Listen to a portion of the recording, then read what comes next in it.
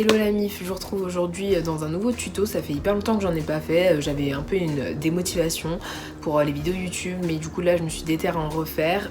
Comme vous savez, j'ai reçu des palettes de chez Morphe et je vous ai fait choisir laquelle vous voulez que je teste en premier, pardon.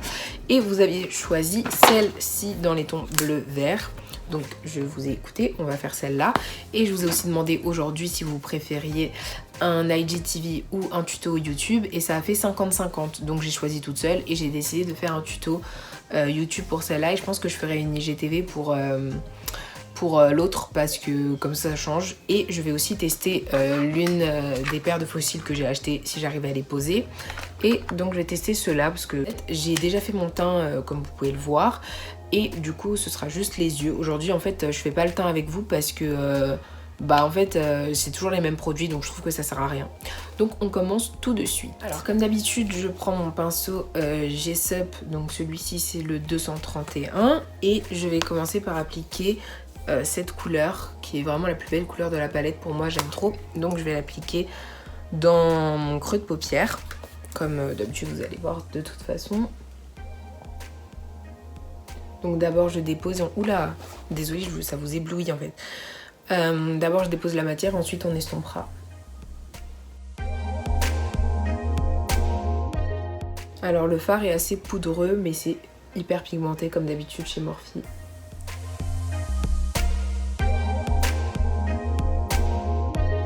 Ensuite avec la matière qui me reste sur mon pinceau, j'estompe légèrement les bords mais pas trop parce que je vais appliquer après une couleur de transition.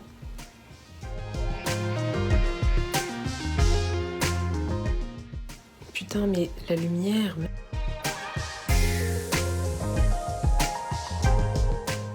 J'ai essayé de me rapprocher un petit peu pour que vous voyez mieux. Ensuite pour dégrader cette couleur, je vais utiliser le jaune qui est ici.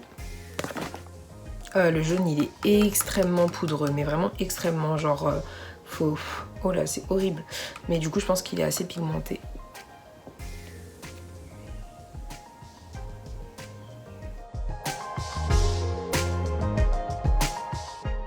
Ouais, c'est grave pigmenté mais il faut faire attention, ça fait grave des chutes.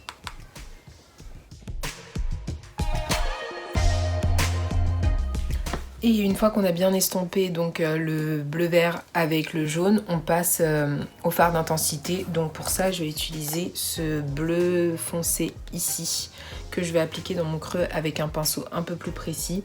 Et donc je vais l'appliquer dans mon creux de paupière et aussi sur mon coin externe.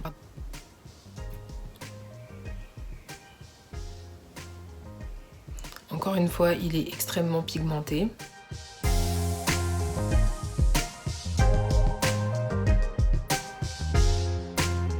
Et on s'assure bien sûr de dégrader le bleu avec le reste pour bien finir justement le dégradé.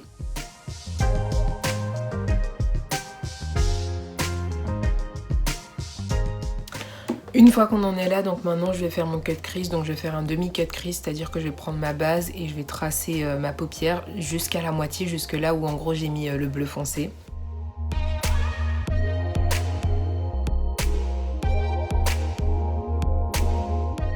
Ensuite ce que je fais c'est que je prends un pinceau sans matière pour pouvoir dégrader la base avec le fard bleu et vu qu'il s'est un peu effacé j'en remets et comme ça je dégrade les deux ensemble pour pas que ça fasse une trace nette entre les deux.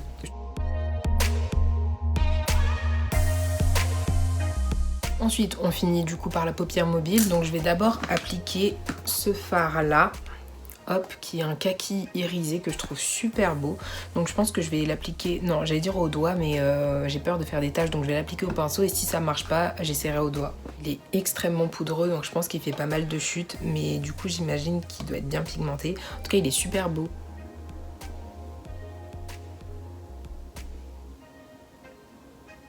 Il s'applique très bien au pinceau.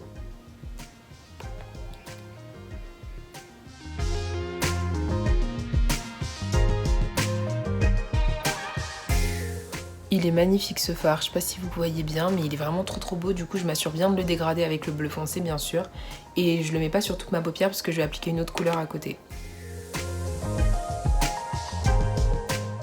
Et comme dernière couleur du coup sur le reste de ma paupière mobile, je vais utiliser ce fard là qui est le deuxième plus beau de la palette pour moi. En fait je sais pas si vous voyez les reflets, genre il est un peu duochrome et du coup je l'aime trop donc je vais l'appliquer sur ce qui reste de ma paupière mobile et je l'ai déjà dit. Donc je reprends le même pinceau que je vais essuyer. En fait je suis une grosse flemmarde, je lave jamais mes pinceaux en fait, je les nettoie. Voilà.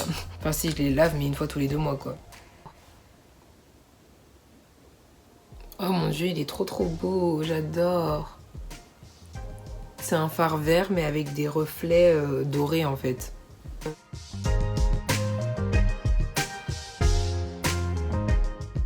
Incroyable, c'est vraiment mon fard préféré en fait, avant même le bleu du début.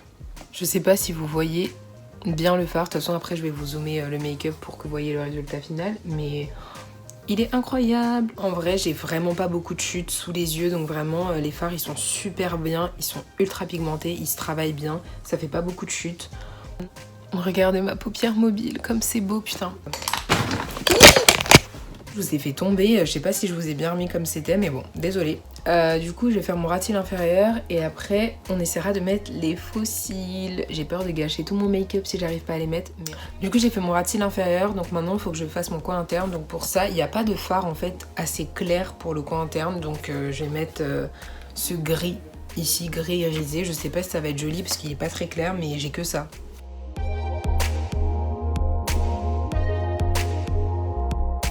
Ça fait joli, ça fait pas hyper lumineux mais ça fait joli. Donc maintenant je vais faire un trait de liner mais genre juste sur mon ras de cils. Je vais pas l'étirer parce que ça sert à rien et que j'ai envie qu'on voit bien le make-up. Pas le cacher avec un gros trait de liner. Donc je vais faire juste un trait en ras de cils et on va passer aux faux cils. Et aux lèvres aussi, je pense que je vais faire mes lèvres.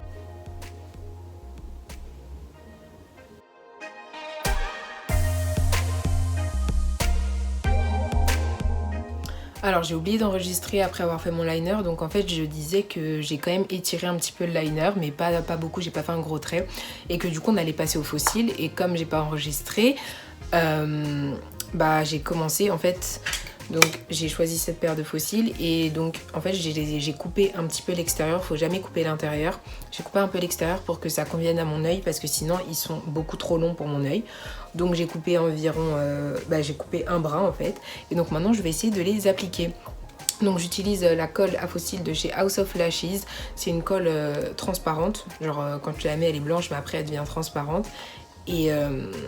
Et apparemment elle est super bien, enfin j'ai apparemment elle est super bien parce que du coup je l'ai déjà testé. Donc j'en applique un petit peu sur ma bande et ensuite je vais laisser sécher une vingtaine de secondes, 20 à 30 secondes et après on va essayer de les appliquer.